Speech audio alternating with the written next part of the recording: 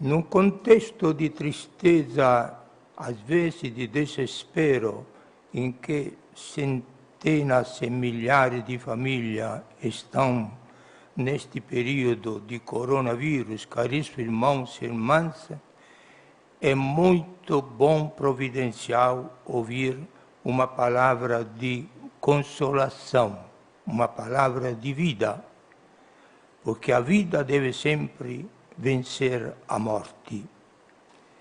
E nós agradecemos o Espírito Santo em primeiro lugar, e o evangelista São João, que nos presenteou este belíssimo evangelho, belíssima notícia da ressurreição de Lázaro, no capítulo 11 do evangelho dele.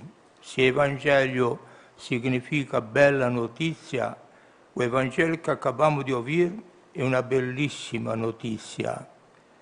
A morte não tem domínio para sempre, porque há no nosso meio alguém que domina a morte, e com a palavra dele, ele doa a vida, e esta vez uma vida imortal. Portanto, nós deveríamos passar, caros irmãos, horas a fios, meditando, refletindo, assimilando este Evangelho, esta bela notícia. Mas vamos nos reduzir a alguns poucos pormenores, convidando todo mundo de, em casa, continuar lendo, meditando este Evangelho, que é fundamental para a nossa vida cristã e, sobretudo, no contexto doloroso em que nós estamos vivendo nestes dias. Algumas pequenas dicas que o Evangelho nos oferece. Jesus chora. Quanto é atual esta atitude humana, humaníssima de Jesus. Chora. Chora pela perda de um amigo, Lázaro. Chora pela dor de duas irmãs, Marta e Maria, que choram. E ele também chora. Deus, em Jesus, chora. Jesus demonstra que não fica indiferente ao nosso sofrimento. Nesses dias Ele está conosco, chorando conosco, porque Ele está vendo o sofrimento e a tribulação que está afligindo não poucas pessoas ou poucas famílias, mas milhares e milhares espalhadas não num território geográfico reduzido, mas a nível mundial. O mundo inteiro na Terra está chorando, preocupado. O choro de Jesus é uma força para nós. Jesus se tornou homem para compartilhar conosco as nossas experiências sobretudo dolorosas, mas para consolá-las, resolvê-las com a sua força e poder divino de Redentor. Por isso nos convida a sermos solidários com tantos irmãos que estão sofrendo porque já perderam algum ente querido, ou estão para perder, famílias inteiras no isolamento, se acercando da cama onde um ente querido, familiar, está sofrendo ou talvez já está em agonia. Todos nós, solidarizando, procuremos de viver esta caridade fraterna, chorando com eles. E o choro, neste caso, não é um fenômeno puramente fisiológico, mas um ato de caridade, de fraternidade. Mas Jesus chora, mas no mesmo tempo ele dá uma solução. Eu sou a ressurreição e a vida. Esta é a palavra nova que nós precisamos ouvir. Eu sou a ressurreição e a vida. Não existe o Deus da morte. No paganismo existe. Mas para nós cristãos, o Deus é o Deus da vida. Eu sou a vida, proclama solenemente Jesus. Ele veio trazer a vida. Jesus veio resolver um problemão que nenhuma pessoa pode resolver depois que, infelizmente, entrou o pecado no mundo. E o pecado gerou a morte. Contra o projeto de Deus, que nos criou imortais para viver sempre, vivendo no paraíso terrestre, com todos aqueles benefícios que a natureza oferece, mas em companhia de Deus, que convivia com os homens. Este é o projeto de Deus. Entrou o pecado, entrou a morte, com todas as consequências, sofrimentos, desesperos, divisões e doenças. Mas eu sou a ressurreição e a vida. Jesus veio para refazer este processo, para que triunfe a vida acima da morte. E só Ele pode fazer isto.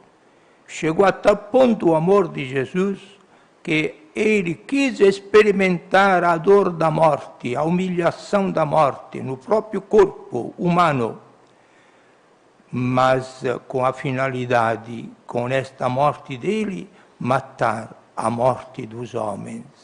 Ele nos amou tanto, diz o Evangelho do mesmo João, que o Pai ofereceu, sacrificou o próprio Filho para salvar cada um de nós. E Jesus aceitou, obedecendo ao amor infinito do Pai, de dar a vida para salvar cada um de nós. Eu sou a ressurreição e a vida. É uma certeza, então. Jesus, portanto, justamente podia dizer: Lázaro está dormindo, não morreu. Acharam graça, porque havia já 4 dias que estava morto. Mas Jesus, para ele, a morte não existe mais. Ele veio destruir a morte. Até no sentido etimológico, a nossa palavra cemitério, palavra grega, significa dormitório. Porque, por sentido cristão, os mortos cristãos que morrem em nome de Cristo dormem esperando a ressurreição final pelo corpo também, mas já possuem a ressurreição da vida eterna na casa do Pai, com a alma agora. O que fazer para nós alcançarmos esta grande graça que nos deve consolar? Jesus nos dá umas dicas também com este Evangelho. Tirai a pedra. E Jesus manda tirar a pedra, que cria uma divisão, uma barreira entre o reino dos mortos e o reino dos vivos. Tirar a pedra.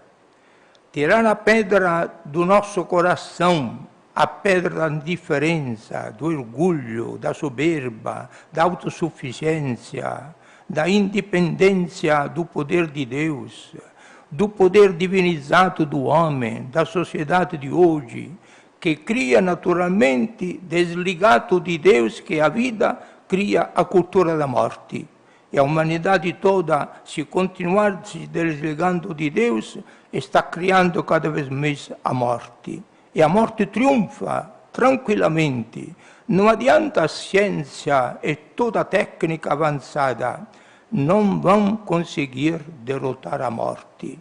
Só Jesus pode fazer isto. Tirar então esta pedra que endurece o nosso coração e fecha a nossa inteligência no orgulho da autossuficiência. Depois manda Jesus tirar aquelas faixas, aqueles panos que colocaram conforme o costume da embalsamação dos corpos dos judeus.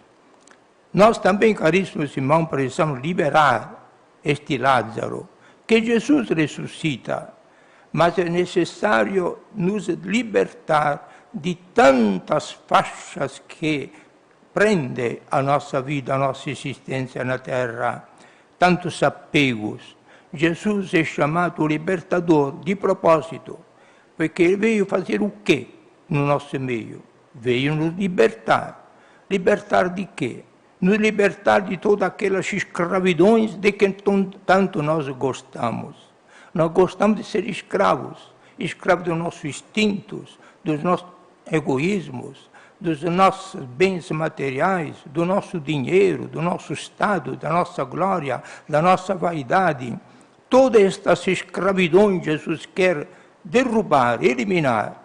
Se nós não chegarmos a fazer esta liberação, Lázaro vai ficar sempre preso, trancado nestes apegos e não vai voltar a caminhar livre, solto, para poder viver de novo.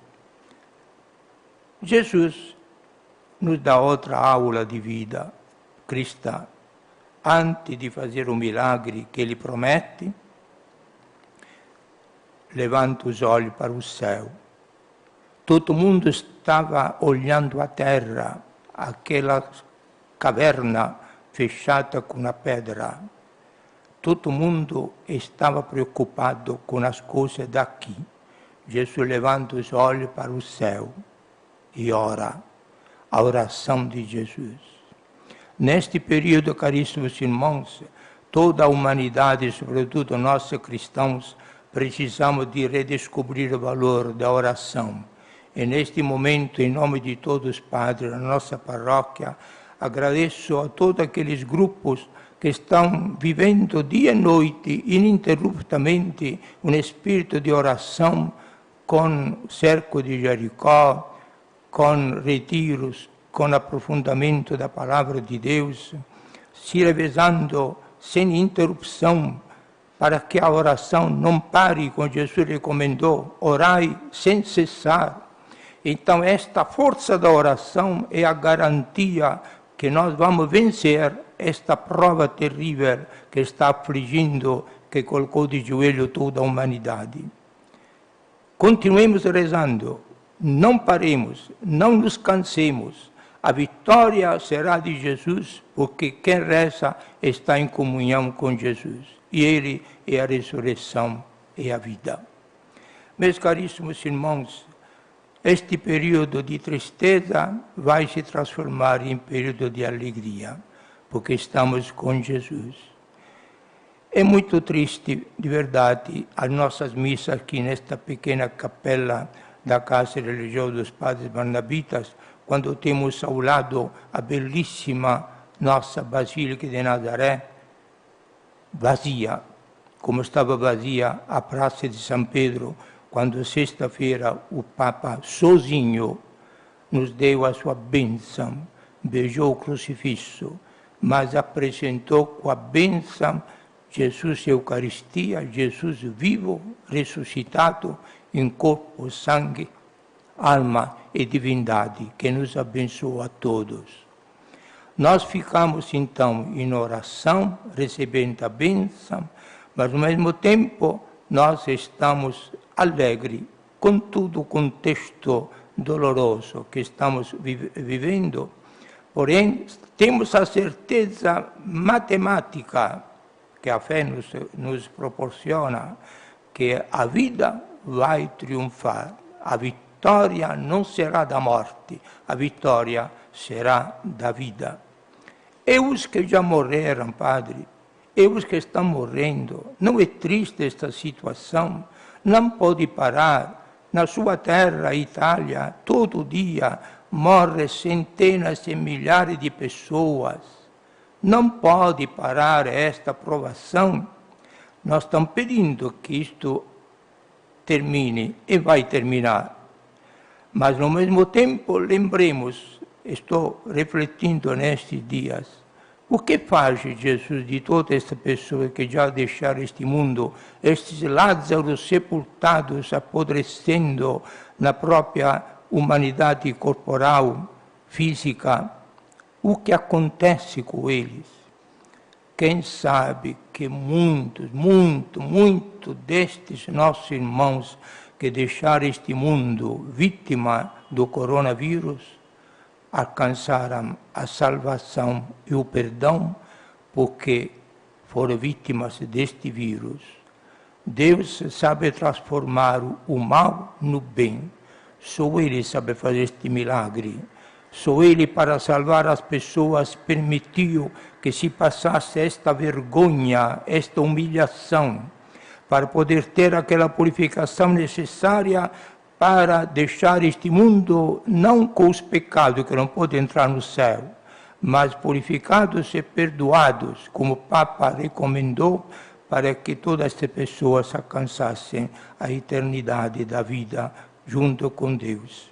E nós fiquemos suplicando nesta missa também, continuemos rezando e confiando, não percamos a esperança, não matemos a esperança, recomenda o Papa Francisco. A esperança em Jesus, uma esperança bem fundamentada. Em quem? Numa pessoa. Não é uma teoria, uma ideologia, uma promessa, mas sobre uma pessoa, Jesus. É a sua vida e a ressurreição. E com Jesus nós vamos vencer esta batalha dolorosa, mas vamos vencer. E com Jesus nós teremos a vida imortal, que a Eucaristia que estamos celebrando vai nos proporcionar agora na fé e depois na realidade. Quem comer o meu corpo, beber o meu sangue, receberá a vida eterna, e eu o ressuscitarei no último dia. Louvado seja nosso Senhor Jesus Cristo. Para sempre seja louvado sua Mãe Maria Santíssima.